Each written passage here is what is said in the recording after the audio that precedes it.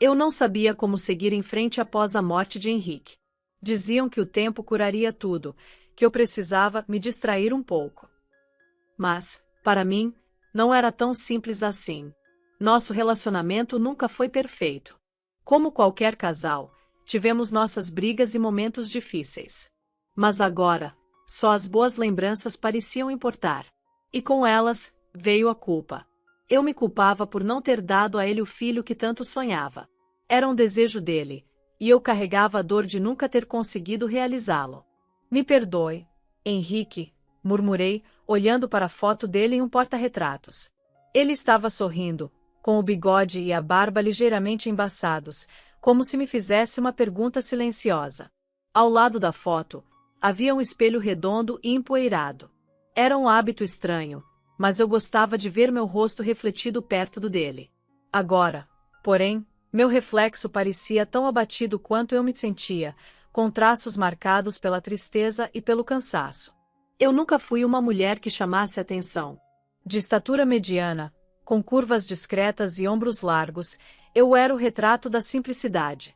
Meu cabelo tinha um comprimento qualquer, sem muito destaque. Sempre fui reservada. Ouvia mais do que falava e evitava me expor.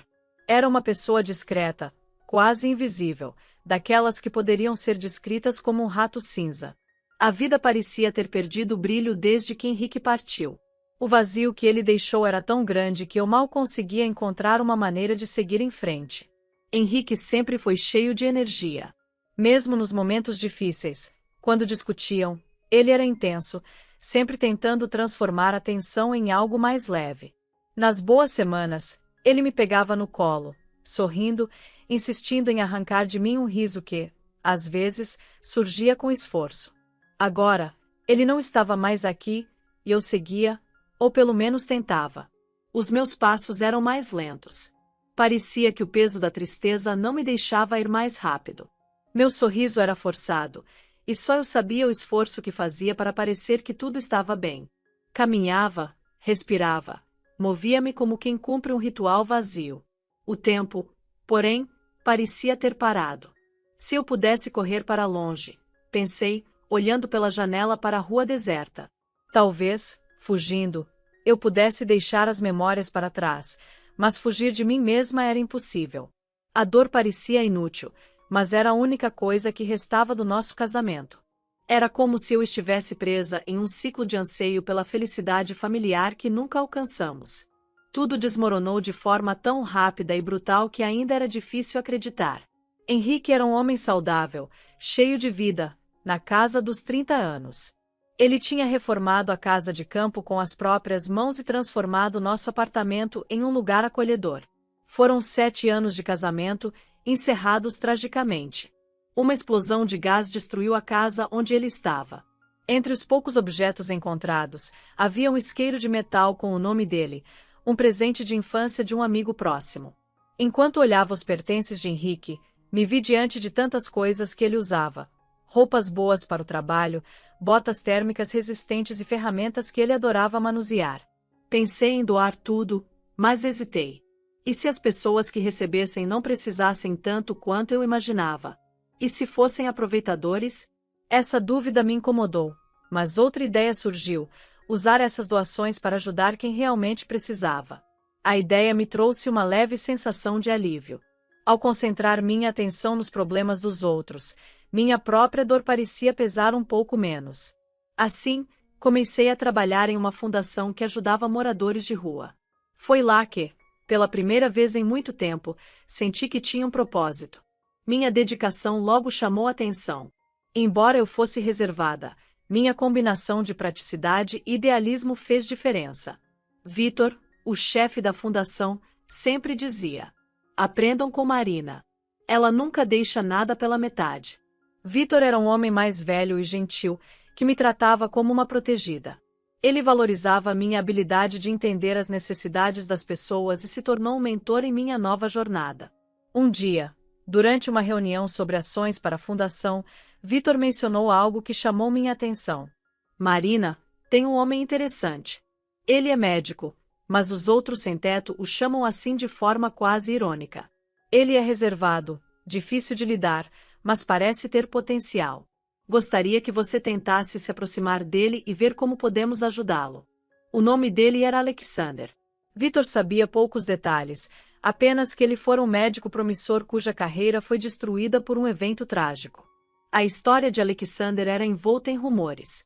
Fiquei sabendo que ele havia sido incriminado após uma operação mal-sucedida em parceria com o antigo chefe do hospital onde trabalhava. Cumpriu pena, mas ao sair da prisão, sua vida desmoronou completamente. Algo na história dele mexeu comigo. Era como se, de alguma forma, eu pudesse entender o que significava ter a vida destruída tão repentinamente. E, pela primeira vez, senti curiosidade e empatia por alguém além da minha própria dor. Agora, minha missão era clara: encontrar uma maneira de alcançar Alexander e ajudá-lo a se reconectar com o mundo.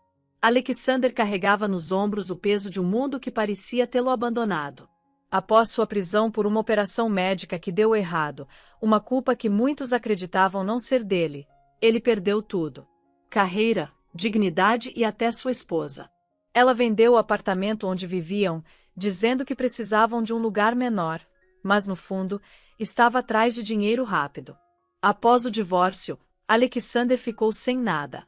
Ele ajudou tantas pessoas, mas agora parece que ninguém se lembra dele, comentou Victor comigo, enquanto explicava a situação de Alexander. Era claro que ele estava em um lugar delicado. Victor havia tentado arranjar empregos para ele, mas a depressão e o desânimo o impediam de recomeçar. Ele fazia trabalhos temporários para sobreviver, mas evitava compromissos maiores.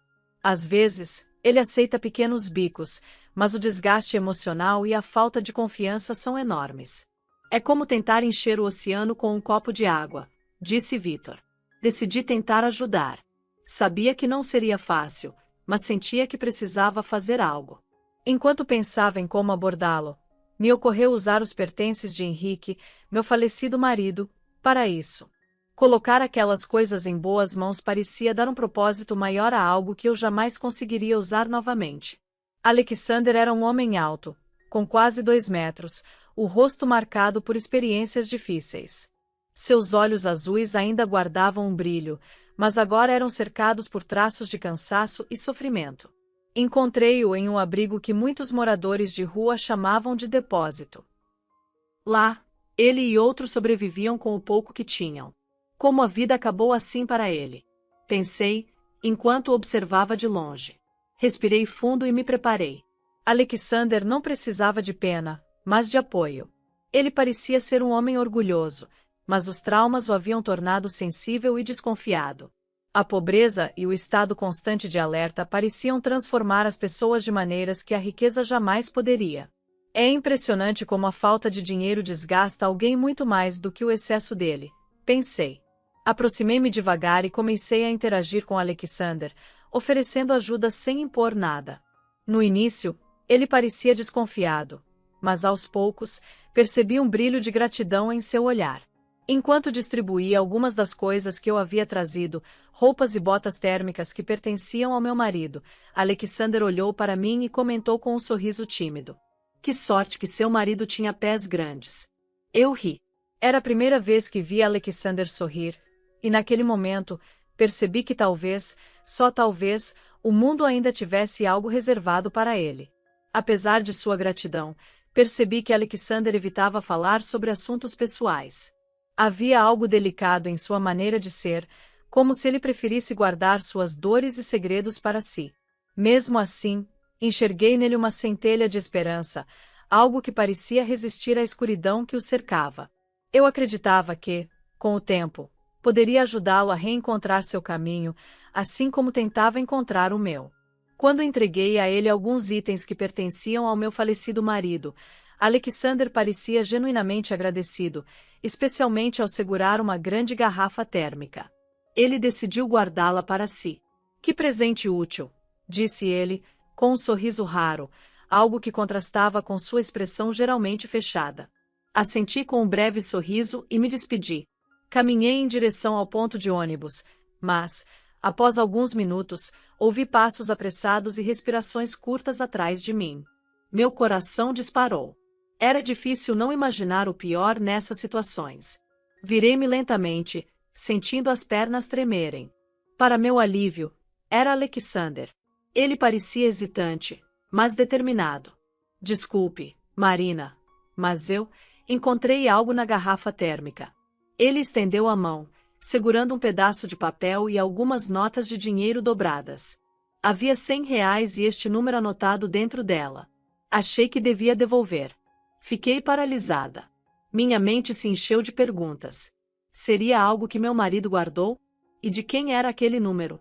Um misto de surpresa e medo me dominou. É seu. Mas pensei que talvez você não soubesse que estava ali, acrescentou Alexander, visivelmente desconfortável com meu silêncio. Peguei o papel e o dinheiro, tentando aparentar calma.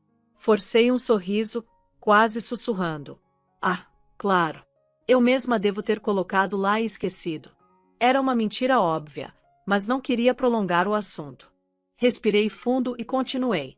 Fique com o dinheiro, Alexander. Será mais útil para você do que para mim. Só vou ficar com o número. Talvez seja de algum amigo do meu marido. Ele hesitou por um momento, mas acabou aceitando. Agradeceu e se despediu, deixando-me sozinha com um turbilhão de pensamentos. Enquanto subia no ônibus, segurei o pedaço de papel com firmeza, tentando decifrar o que aquilo significava. Quem meu marido estava tentando contatar?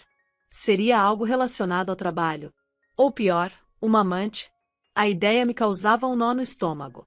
Tentei afastar os pensamentos negativos, mas era impossível ignorar a sensação de que aquele número poderia mudar tudo. O medo do desconhecido se misturava à minha necessidade de descobrir a verdade.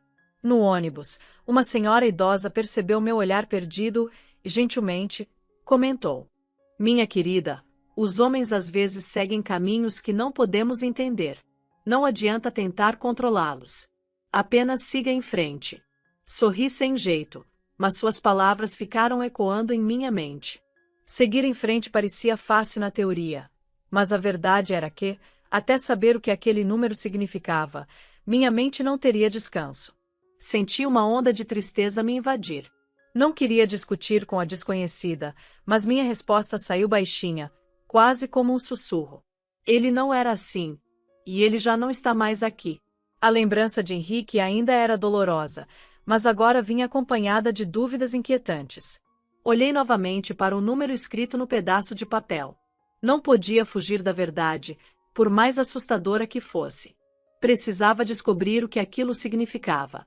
No ônibus, enquanto o trajeto se arrastava, meus pensamentos se perdiam no passado. A viagem, que normalmente durava apenas 15 minutos, parecia interminável naquele dia. O trânsito estava caótico. Os semáforos paravam em cada esquina, como se guardassem segredos que se recusava a liberar.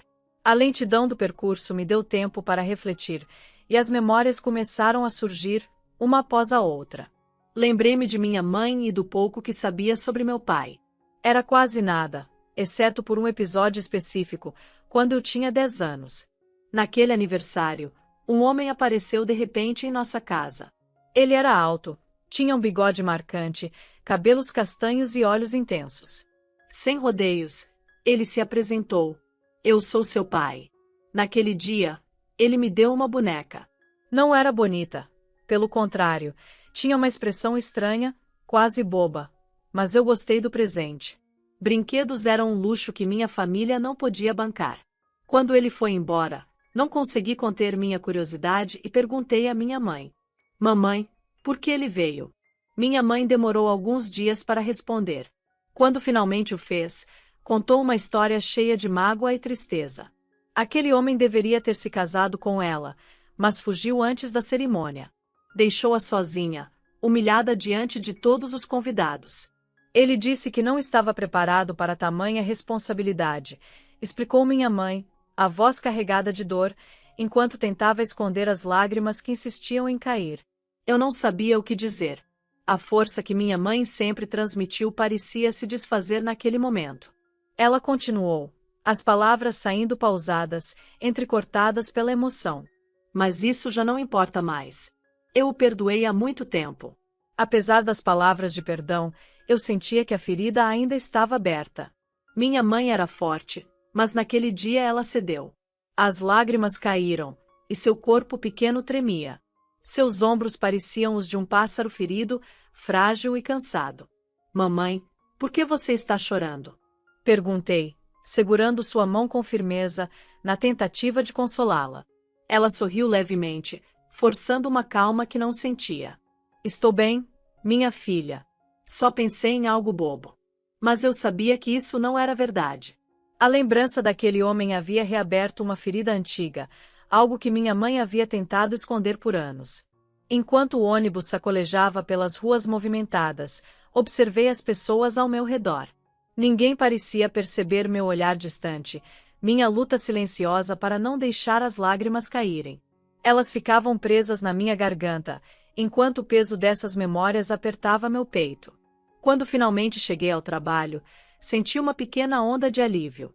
Pelo menos ali, eu poderia tentar ocupar minha mente com outras coisas, afastando, ainda que por um momento, os pensamentos que me assombravam. As palavras da minha mãe ecoavam na minha mente, os conselhos que ela me dava e as decisões que, de certa forma, moldaram quem eu sou hoje. Apesar de tudo, havia algo que sempre nos conectou: o desejo de felicidade, mesmo que essa felicidade fosse difícil de alcançar. Minha mãe sempre foi uma mulher prática.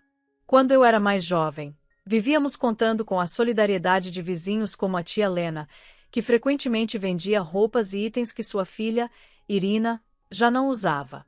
Era assim que eu conseguia algumas peças melhores, já que o dinheiro era sempre escasso. Uma vez, quando mencionei meu pai, minha mãe foi direta. Marina, esqueça-o. Ele fez a escolha dele. Você tem uma assinatura na certidão de nascimento e isso basta. Você é apenas minha filha. Havia uma ironia nisso. Mesmo ausente, eu carregava o sobrenome dele, algo que, às vezes, preferia interpretar como um capricho do destino em vez de um peso. Quando completei 16 anos, conheci Henrique. Ele era um rapaz simples, que estudava em um curso técnico e sonhava em fazer uma faculdade. Mas logo abandonou os estudos, escolhendo trabalhar em uma equipe de reparos para conseguir dinheiro rápido. Henrique não tinha família, havia crescido em um orfanato, e parecia agarrar-se a qualquer oportunidade imediata para construir algo que ele nunca teve. Eu, por outro lado, era uma garota reservada, que não permitia intimidades além de beijos inocentes. Me apaixonei profundamente, com toda a intensidade de uma adolescente. Minha mãe, no entanto, sempre cautelosa, expressou sua preocupação. Esse Henrique é escorregadio, Marina, como um lagarto. Se você o apertar demais, ele solta o rabo e foge. Mãe, você só está se baseando na sua própria experiência. Henrique é bom, nobre, e até concordou em esperar até o casamento. Retruquei, corando. Ela suspirou, mas não insistiu. Filha, um carimbo no passaporte não garante nada. O importante é encontrar alguém que realmente valorize o compromisso e não apenas o ato de se casar. Na época, eu não entendi completamente o que ela quis dizer. Mas, ao longo dos anos, aquelas palavras começaram a fazer sentido. Henrique parecia não levar as responsabilidades tão a sério quanto prometeu. Apesar disso, eu nunca tive provas concretas de que ele tivesse me traído. Para evitar conflitos, preferi não investigar, convencendo-me de que talvez fosse melhor não saber. O que mais me incomodava era a ausência de filhos. Fizemos exames, mas nada foi encontrado. Não havia um motivo aparente para a infertilidade, e mesmo assim, eu não conseguia engravidar. Não se preocupe, filha. O importante é que você seja feliz. Netos são maravilhosos, mas a sua alegria é o que eu mais desejo, dizia minha mãe, sempre amorosa, tentando aliviar meu sofrimento. Eu também queria que ela fosse feliz. Muitas vezes, tentava encorajá-la. Mãe, você ainda é jovem. Pode se casar novamente e será uma noiva maravilhosa. Ela apenas sorria, balançava a cabeça e dizia: Deus me livrou de um casamento. Isso já foi um sinal claro de que esse não é o meu destino. Essas palavras, ditas de forma leve, sempre escondiam uma melancolia que ela raramente deixava transparecer. Eu entendia sua resistência, mas não deixava de pensar no quanto minha mãe merecia mais alegria em sua vida. Foi somente quando eu tinha 25 anos que ela compartilhou um segredo guardado por anos. Eu descobri que, Quando tinha 10 anos, minha mãe havia recorrido ao meu pai em um momento de desespero. Lutando contra um câncer, ela tentou esconder sua condição por muito tempo, mas chegou ao ponto em que pedir ajuda era inevitável. Ele apareceu no hospital, mas foi só isso. Disse que lamentava, mas não podia ajudar. Ela revelou, com a voz carregada de mágoa, mas também de resignação. O câncer foi vencido, mas as cicatrizes emocionais permaneceram. Minha mãe nunca esperou mais nada dele, nem mesmo no seu próprio funeral. Anos depois de vencer a doença, ela acabou falecendo, e, já casada, eu tive que lidar com a surpresa de vê-lo aparecer. Ele surgiu brevemente, trocou algumas palavras genéricas e foi embora, sem mostrar qualquer verdadeira conexão ou arrependimento. Essas lembranças ficaram adormecidas por um tempo enquanto eu tentava construir minha vida ao lado de Henrique. No início, nosso casamento parecia promissor, embora tivesse suas peculiaridades. Henrique insistia em vendermos nossos 2 pequenos apartamentos para comprarmos algo maior. No começo, relutei. Tem certeza de que viveremos juntos para sempre? Essa não é uma decisão qualquer, Henrique? Perguntei, insegura. Ele parecia determinado a me convencer. Marina, eu só quero construir uma vida com você. Podemos usar o dinheiro da venda para ter um lar maior, criar memórias e, quem sabe, nossos futuros filhos. Acabei concordando, ainda hesitante, mas cheia de esperanças de que isso pudesse melhorar nosso relacionamento. E, por um tempo, realmente parecia funcionar. Henrique ficou mais presente e atencioso, parou de se trancar no banheiro para fazer aquelas ligações misteriosas que sempre despertaram minhas inseguranças. Com isso, decorei um dos quartos como um possível quarto de criança. Mas a tão sonhada gravidez nunca aconteceu. A ausência de filho se tornou um fardo silencioso. Pouco tempo depois, Henrique começou a voltar aos velhos hábitos. As conversas no banheiro retomaram, e ele começou a sumir com mais frequência, justificando viagens de pesca. Apesar disso, ele sempre se lembrava das datas importantes. Nos aniversários e ocasiões especiais, Henrique fazia questão de me presentear e me elogiar. Esse esforço constante de manter as aparências, mesmo com seus comportamentos suspeitos, me deixava cada vez mais confusa. Henrique não era perfeito, e eu sabia disso. Ainda assim, eu o considerava um bom marido, mesmo com suas falhas. No entanto, a ausência de filhos e o distanciamento que crescia entre nós deixavam um vazio difícil de ignorar, como se algo essencial sempre faltasse. Apesar disso, Henrique tentava aliviar minha dor quando percebia meu sofrimento. Não são só os filhos que fazem uma família, Marina. O mais importante é que temos um ao outro. Se tivermos filhos, ótimo. Se não, podemos adotar, ele dizia, em seus momentos mais carinhosos. Essas palavras me confortavam, mesmo sem preencher totalmente o vazio que eu sentia. Henrique, por outro lado, fazia pequenos gestos para lembrar porque eu o amava. Ajudava nas tarefas domésticas de vez em quando, ou fazia uma surpresa inesperada. Ele foi meu primeiro amor, o primeiro homem da minha vida. Por isso, eu me esforçava para perdoar seus defeitos e ignorar minhas dúvidas, mesmo quando suspeitava de traições ou notava seu distanciamento emocional. Eu tentava me convencer de que talvez estivesse exagerando, esperando demais. Ninguém é perfeito, certo? Henrique podia não ser o marido ideal, mas era bom, ou pelo menos era o que eu me repetia para continuar em paz. Um dia, enquanto pegava o transporte público para ir ao trabalho, meus pensamentos foram interrompidos por uma brincadeira do motorista. Vai querer guardar esse número ou perder a chance? Perguntou ele, me entregando um papel que havia caído do meu bolso. Era um número de telefone, rabiscado à mão, acompanhado de uma quantia de dinheiro que eu havia dado ao Alexandre, o médico no abrigo. Reconheci a caligrafia imediatamente. Era de Henrique. Ele sempre teve o hábito de esconder coisas em lugares improváveis, e a garrafa térmica que encontrei recentemente parecia ser mais um de seus esconderijos. Por uma semana inteira, hesitei em ligar para o número.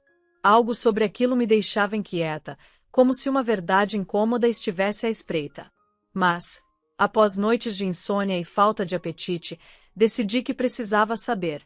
O mistério daquele número estava me consumindo, e eu sabia que não descansaria até descobrir o que ele significava.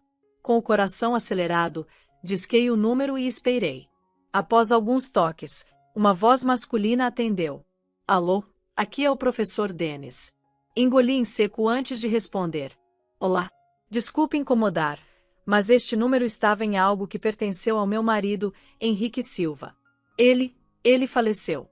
Houve um momento de silêncio antes que ele respondesse, hesitante. Seu marido? Henrique?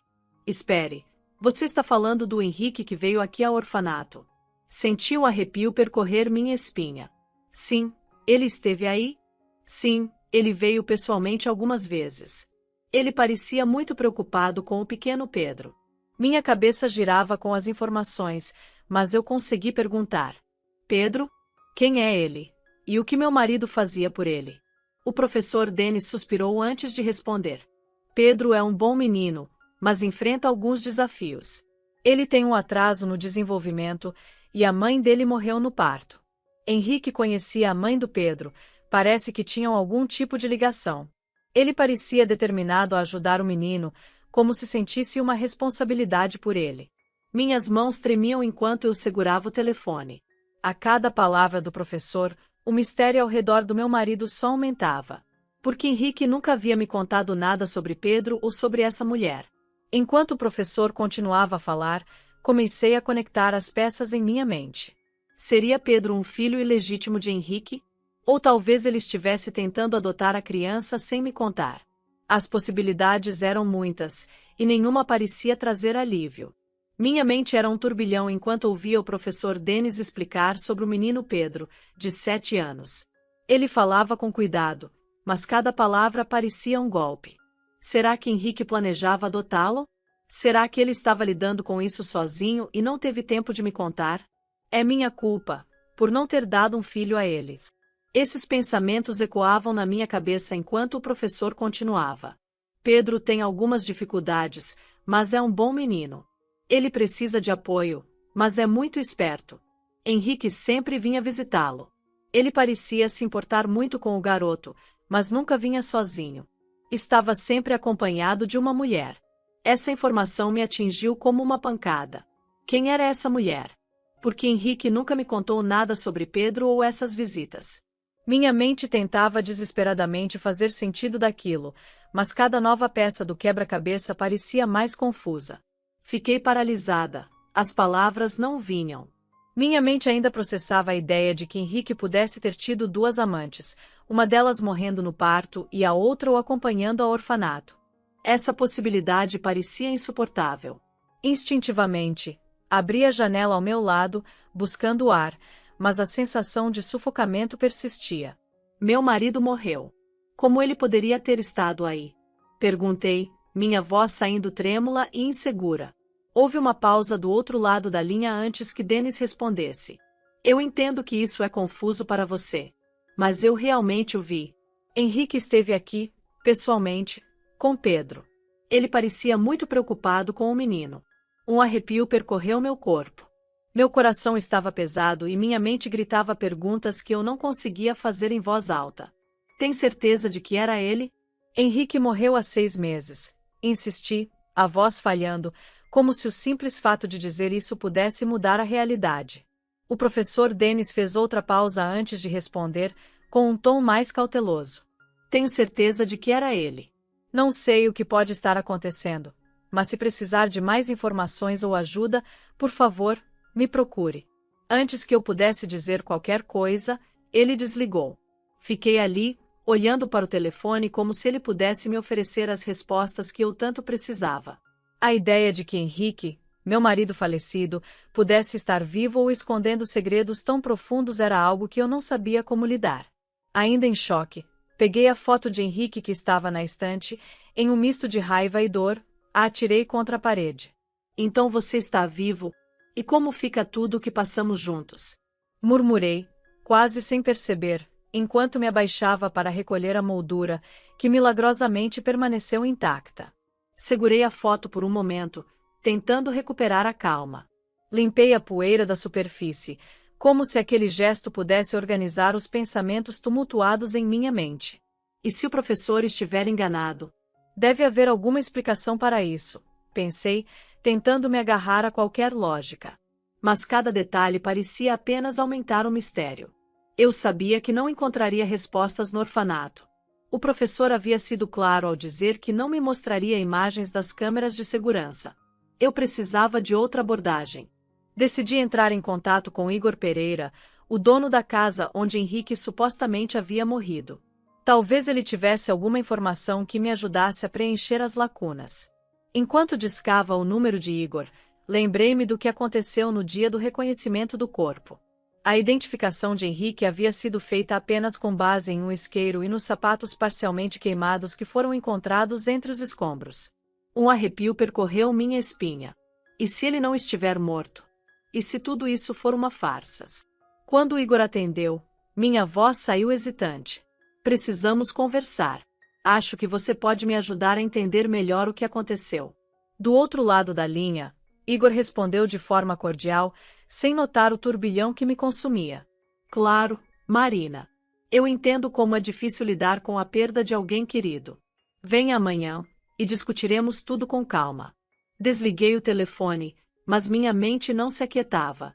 As dúvidas, as possibilidades, o medo, tudo se misturava em um caos que não me deixava respirar direito. No dia seguinte, tirei uma folga do trabalho.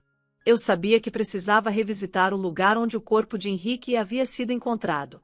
Essa era minha única chance de entender o que realmente havia acontecido.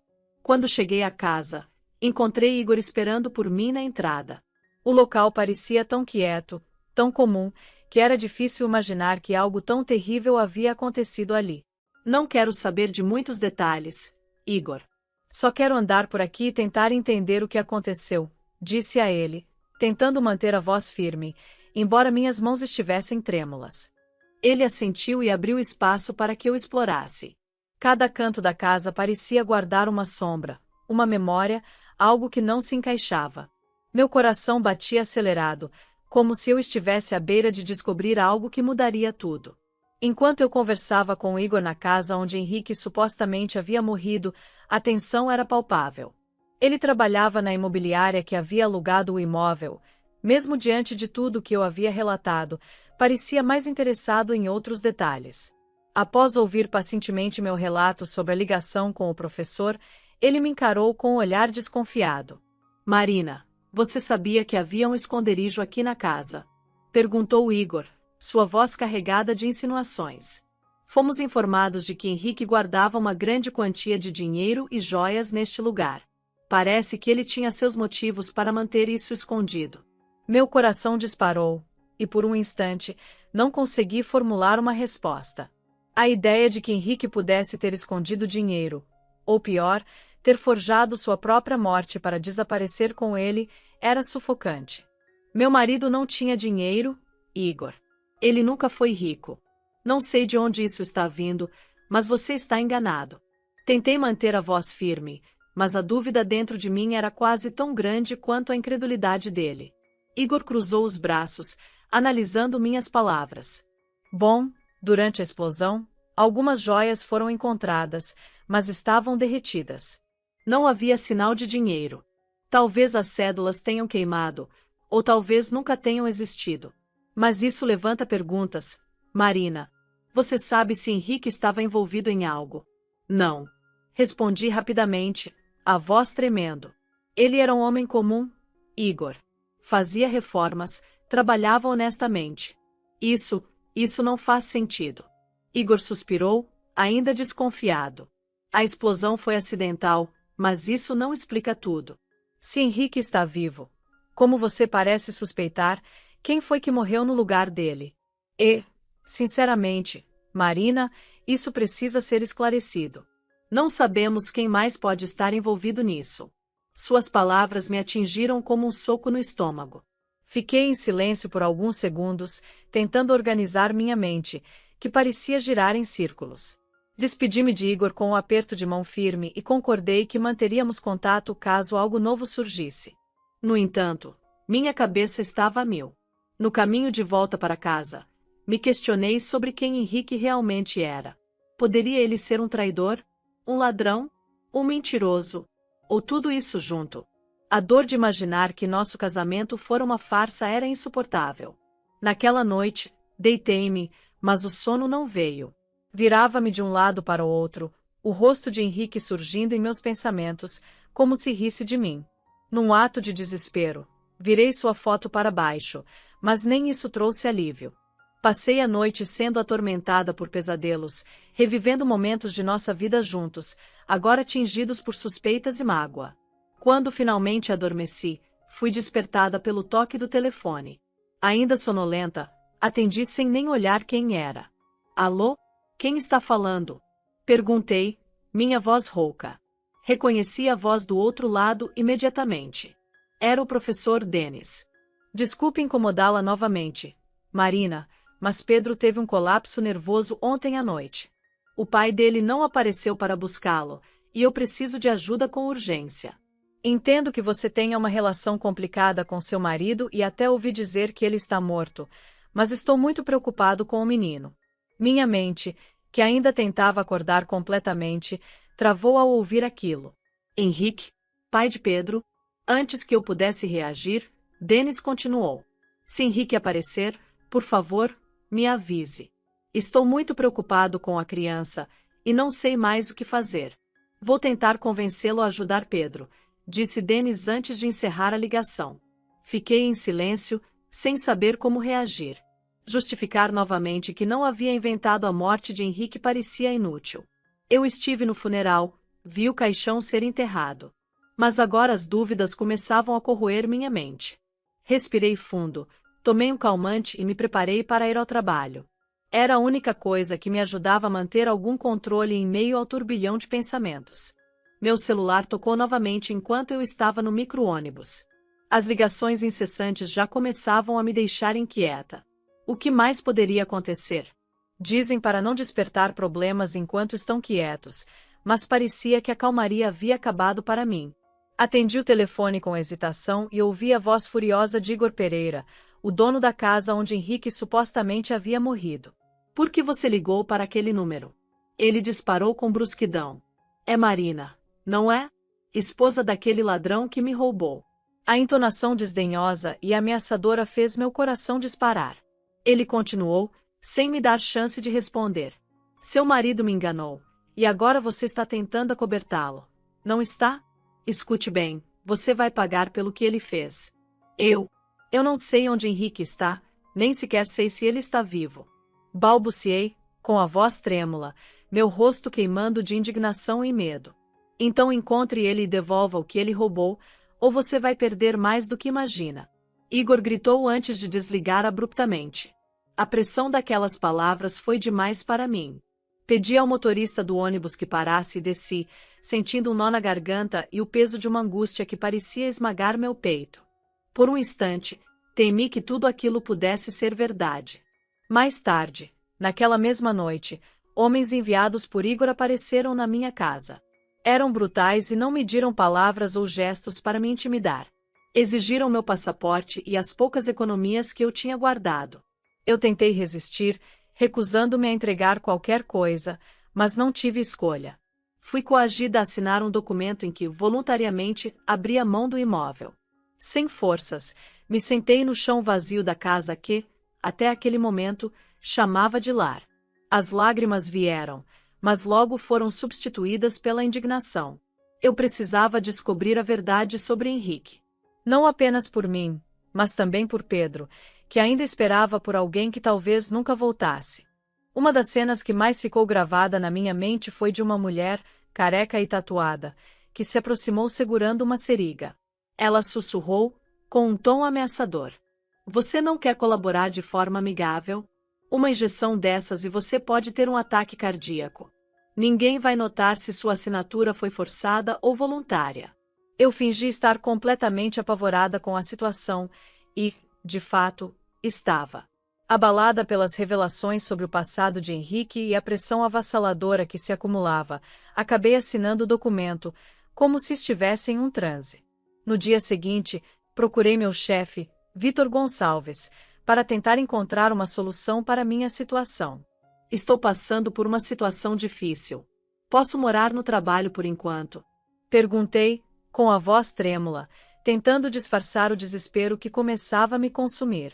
Vitor me observou com um olhar sério e carregado de desconfiança. Respirou fundo antes de responder. Marina, preciso ser honesto com você. Houve um problema grave aqui na empresa. Sumiu uma quantia significativa de dinheiro, e todas as evidências apontam para você. Senti meu corpo gelar. Aquilo era pior do que qualquer coisa que eu havia imaginado. Como assim, Vitor? Eu nunca faria algo assim. Balbuciei, em choque. Não vou registrar um boletim de ocorrência contra você. Mas isso gerou um prejuízo significativo, e vai ser difícil para mim resolver esse problema. Por respeito ao seu trabalho, vou tratar isso como um acidente. Ainda assim, você terá que sair daqui. Cada palavra dele era como uma faca cravada no meu peito. Eu sabia que ele acreditava na minha culpa. Ele continuou, agora mais firme. Não vou manchar seu histórico de trabalho, mas deveria ter vindo diretamente a mim, em vez de agir pelas minhas costas. O problema é que você não parece disposta a devolver o dinheiro. Diante disso, só me resta demiti-la. Minha mente estava em um turbilhão. Enquanto ele falava, lembrei-me de que os homens que haviam me ameaçado levaram a chave do cofre, que estava no meu chaveiro do trabalho. Tudo estava se encaixando. Eles haviam armado para mim. Era uma conspiração bem planejada, e eu era o bode expiatório perfeito. Mas como poderia explicar isso a ele? A verdade parecia tão absurda que soaria como uma invenção fantasiosa. Dizem que, às vezes, a verdade é mais difícil de acreditar do que a mentira. E eu estava vivendo exatamente isso, impotente, encurralada, sem uma saída visível. Sem ter o que fazer, entreguei minha carta de demissão. Não havia mais nada a dizer. Saí do escritório em silêncio, com o olhar perdido e o coração pesado. Vitor me observava com olhos avermelhados, parecendo tão abatido quanto eu, mas ainda convencido da minha culpa. Apesar de ser um homem justo, ele realmente acreditava que eu havia roubado. Agora, eu estava sem teto, sem emprego, aparentemente, nem mesmo viúva, mas apenas uma mulher abandonada. O que mais poderia fazer? Caminhava sem rumo quando meus olhos se fixaram em um rio próximo ao aterro que estava sendo reformado. A correnteza era rápida, e a profundidade parecia suficiente para acabar com toda a dor e o desespero que me consumiam. Por um momento, pensei em desistir de tudo, mas uma lembrança da minha mãe ecoou na minha mente. Quem está no topo sabe melhor quem e quando resgatar. Se você está viva, significa que ainda pode haver uma mudança para melhor. Antes que pudesse afundar mais em meus pensamentos sombrios, uma voz suave me trouxe de volta à realidade. Talvez você queira uma xícara de chá? Perguntou Alexander, o médico do abrigo, enquanto me entregava um copo térmico. Surpresa pela gentileza, aceitei o chá. Algo em sua presença me trouxe um pouco de calma. Sem saber exatamente por quê, comecei a desabafar, contando tudo o que estava passando. Alexander escutou em silêncio, atento, sem me interromper. Ele não demonstrava surpresa, nem me julgava. Apenas fez algumas perguntas pontuais, como se estivesse tentando juntar as peças da minha história. Depois de refletir por alguns segundos, ele disse: Sabe, conseguimos uma barraca ontem. Não é grande, só cabe 2 pessoas no máximo, mas está em boas condições. Pode não ser o ideal, mas talvez ajude por enquanto. Ele hesitou, parecendo um pouco desconfortável. Não me leve a mal. Sei que viver em um abrigo improvisado não é o que você imaginava para sua vida. Mas, se não houver outra opção... Suspirei profundamente, interrompendo-o. Não há outras opções. Por um instante, pensei em Márcia, minha única amiga de infância, que havia se casado com um alemão e desaparecido completamente da minha vida. Ela tinha escapado da pobreza que compartilhávamos na infância, enquanto eu parecia presa ao mesmo ciclo interminável. Alexander tentou me animar. Não se preocupe. Vamos dar um jeito. Conheço o Samuel, que trabalha em um restaurante. Eles sempre nos ajudam com as sobras de comida. Ontem mesmo conseguimos uma refeição decente graças a ele. Esbocei um sorriso discreto, agradecida pelo esforço dele em aliviar meu sofrimento, mesmo que minimamente. Ele, porém, continuou, com um tom preocupado.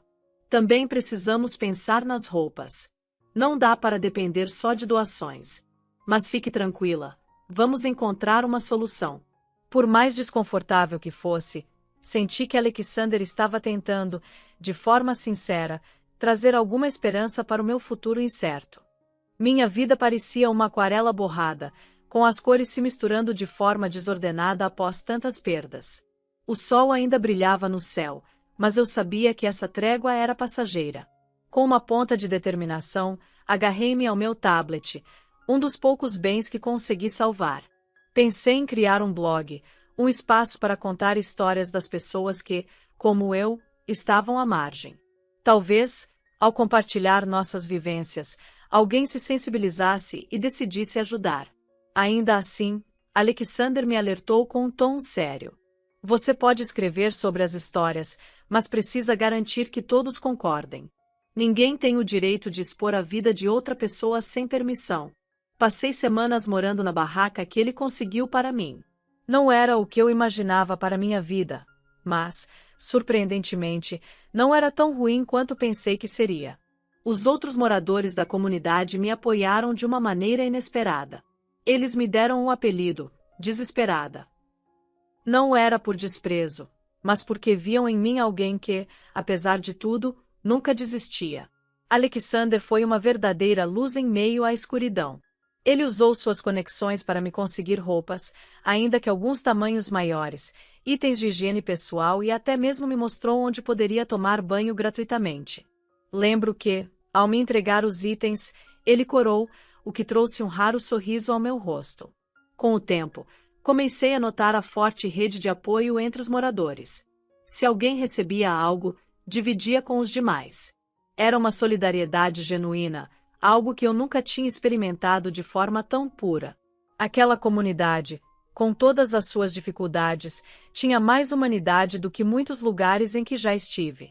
Em uma dessas tardes, enquanto Alexander organizava alguns suprimentos, ele se aproximou com o celular em mãos, a expressão séria e preocupada. Marina, olha isso. Um dos moradores conseguiu tirar essa foto quando o casal da imagem tentou atropelar o Bernardo. Ele ficou ferido, mas sobreviveu. Meu coração disparou no mesmo instante. Era um homem loiro de cabelos cacheados, usando um casaco vermelho, ao lado de uma mulher morena de ombros largos. Reconheci aquele rosto na hora. Minhas mãos começaram a tremer e um nó se formou na minha garganta. Pedi um copo d'água, tentando processar o que via. Esse é o Henrique. Murmurei, ainda em choque. Alexander franziu a testa, claramente surpreso. Então ele está vivo? Isso muda tudo. Precisamos entender o que está acontecendo, Marina. Por que ele faria algo assim? Fiquei completamente paralisada. Ali estava Henrique, sorrindo naquela foto, como se nada tivesse acontecido. Como se ele nunca tivesse desaparecido da minha vida, como se a dor que me causou não existisse. A imagem trouxe à tona um turbilhão de emoções, raiva, dor, confusão, e algo que eu não queria admitir, uma pitada de saudade. Mas não havia espaço para sentimentos ambíguos. Eu precisava de respostas. Precisava confrontá-lo. Não podia deixar que ele continuasse impune. Era hora de descobrir toda a verdade por trás de seu desaparecimento, finalmente, encerrar esse capítulo da minha vida. Uma semana depois, Bernardo começou a se recuperar e, para nossa surpresa, foi ele mesmo quem trouxe uma pista importante. Ele havia anotado os números da placa do carro que o atropelou e Alexander, com seus contatos, conseguiu rastrear o endereço do proprietário. Quando soube, meu coração quase parou. O carro pertencia à mesma mulher que estava na foto com o Henrique. Eu vou falar com ela, anunciei com determinação. Marina, talvez eu devesse ir no seu lugar, sugeriu Alexander, preocupado. Mas recusei prontamente. Era algo que eu precisava fazer sozinha. Agradeci sua preocupação, e ele apenas sorriu, com aquele jeito que estava começando a me deixar desconfortavelmente consciente de sua gentileza. Marina, você é como nosso talismã. Todos aqui torcem por você. Ele corou ao dizer isso, e meu peito apertou. Não podia negar que Alexander começava a despertar algo em mim, mas qualquer ideia de romance parecia um absurdo. Estávamos vivendo em um abrigo improvisado, e minha vida estava uma bagunça completa. Mesmo assim, os cochichos entre os outros moradores já haviam começado. A noiva desesperada do médico, diziam. Fingi não ouvir, mas sabia que Alexander também percebia. Naquela tarde, me arrumei o melhor que pude. Escolhi minhas roupas mais apresentáveis, lavei o rosto e tentei parecer o mais digna possível, apesar de toda a miséria. Caminhei até o endereço e toquei o interfone, sentindo meu coração bater na garganta. O que eu diria se Henrique realmente estivesse lá? A porta se abriu, e, antes que eu pudesse me preparar, lá estava ele. Vivo. Inteiro. Meu coração parecia que ia explodir. Você parece muito bem para um homem morto, falei, incapaz de segurar o sarcasmo. Henrique me olhou e riu, com aquele sorriso cínico que eu conhecia tão bem. Então você descobriu. Achei que Igor não teria coragem de contar. Ele deu de ombros, como se aquilo fosse trivial. Uma pena que tenha chegado a isso. Minha compostura desmoronou, mas tentei manter a voz firme. Como você teve coragem? Eu estou vivendo em um abrigo, enquanto você está aqui, confortável, vivendo essa mentira. Henrique me olhou como se eu fosse uma estranha inconveniente. Não era para você saber. Eu só queria assumir. A vida que tínhamos não me importava mais. As palavras me atingiram como um soco. Mas foi quando mencionei Pedro que a situação piorou. E o Pedro? Ele está em perigo. Henrique suspirou, como se estivesse cansado da conversa. Pedro é meu filho, Marina. Eu estava cuidando disso com a minha atual esposa, a mulher que você viu naquela foto. O mundo pareceu desabar ao meu redor. Ele não apenas forjou sua morte, mas construiu uma vida secreta, com outra mulher e um filho que ele nunca mencionou. Não finja que você não sabia. Ele continuou, impassível. Sempre esteve claro que eu não era feliz com você. Agora, por favor, me deixe em paz. Estou cansado de você. Talvez, no fundo, eu já tivesse suspeitado. Mas ele sempre dizia que queria filhos e que passaríamos a vida inteira juntos, e eu acreditei. Agora, vendo aquele olhar frio e calculista, lembrei das palavras da minha mãe, que dizia que ele era como um lagarto. Mas ela estava errada. Ele não era um lagarto, era um jacaré que me engoliu inteira, e eu nem percebi. Escute, Marina, amanhã eu vou me mudar. Quero deixar tudo isso para trás. A voz de Henrique era fria, indiferente, como se estivesse falando com uma completa estranha. Talvez, um dia, eu tenha desejado viver minha vida inteira com você. Mas, agora, percebo que foi o pior cenário possível. Me perdoe por isso. Percebi que poderia ter uma vida muito melhor. Não preciso mais olhar para a sua cara de tristeza ou fingir ser um marido exemplar. Agora, posso viver como quero. Isso sim, é felicidade. Ele lançou-me um beijo no ar, cheio de desdém, e bateu a porta na minha cara. Fiquei paralisada, tentando absorver cada palavra cruel. O choque e a raiva misturavam-se como um nó na minha garganta. Foi quando percebi, na escuridão, a presença de Alexander. Ele estava ali, em silêncio, observando a cena com preocupação. Respirei fundo, tentando recompor-me. Sem dizer nada, levantei o medalhão que usava no pescoço e mostrei a Alexander o pequeno gravador embutido. Um presente do meu antigo chefe, que dizia que seria útil para entrevistas. Por acaso, ele ainda estava funcionando perfeitamente. Não, Alexander, acho que encontrei algo muito melhor para lidar com isso. Minha voz soava mais firme do que eu esperava. Ele me olhou, confuso. Vai entregar a gravação ao Igor? Balancei a cabeça, decidida. Não. Vou passar o endereço onde Henrique está. É hora de ele pagar pelo que fez. Peguei o telefone e liguei imediatamente para Igor Pereira. Contei tudo, com um tom de ironia que não conseguia esconder. Lembra-se de como você usou aqueles brutamontes para me intimidar e me fazer assinar os papéis do apartamento? Bem, espero que não esqueça de devolvê-lo. Porque, se encontrar Henrique, é o mínimo que pode fazer para restaurar a justiça. Do outro lado da linha, Igor riu, aquele riso descarado que me irritava profundamente. Bem, Marina, se eu realmente encontrar Henrique, talvez possamos conversar. Mas, você sabe, o mundo é um lugar traiçoeiro. É sempre bom estar preparado. Nunca se sabe o que pode acontecer. Desliguei, frustrada, mas focada. Igor chegou ao local em menos de 20 minutos, acompanhado de seus capangas. Alexander e eu observamos quando os brutamontes que trabalhavam para Igor amarraram Henrique. Ele começou a gritar desesperado, fora de si, tentando jogar a culpa para todos ao redor. Foi tudo ela. Foi culpa da Marina. Ela armou para mim. Eu não fiz nada. É ela quem vive no aterro sanitário, uma mulher desesperada. Ele berrava, tentando justificar o injustificável. Você não conhece essa mulher tão bem quanto pensa. Gritou Henrique para Igor, tentando, mais uma vez, desviar a culpa. Por dinheiro, ela é capaz de qualquer coisa. Eu mantive minha postura, com um sorriso discreto no rosto.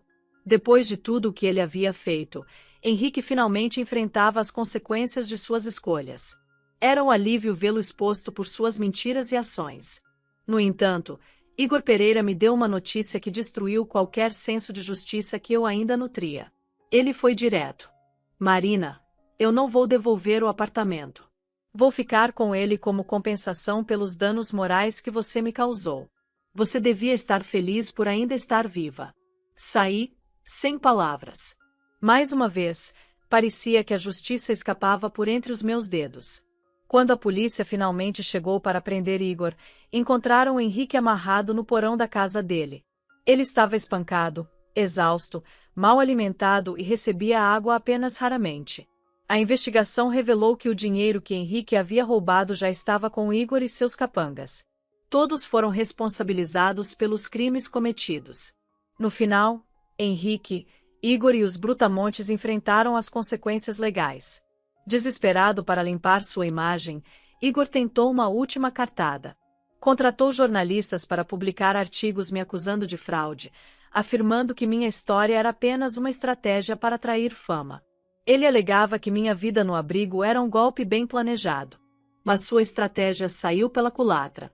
Os artigos chamaram ainda mais atenção para o meu blog, aumentando o número de seguidores de forma exponencial. Jornalistas começaram a investigar minha história a fundo, trazendo à tona mais detalhes que confirmaram minha inocência e a gravidade dos crimes de Igor. Com a ajuda da justiça e da atenção da mídia, recuperei meu apartamento em um tempo relativamente curto.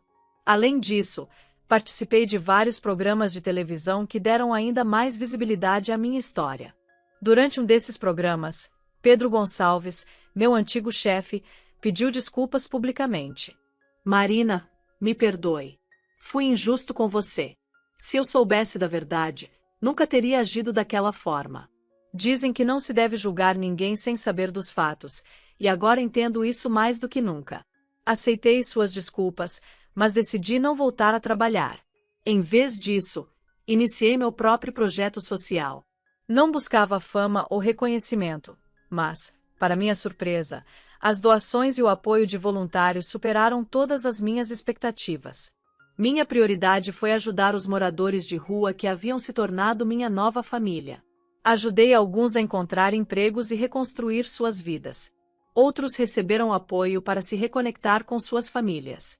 Para aqueles sem alternativas, aluguei pequenas pensões, oferecendo-lhes um lar digno.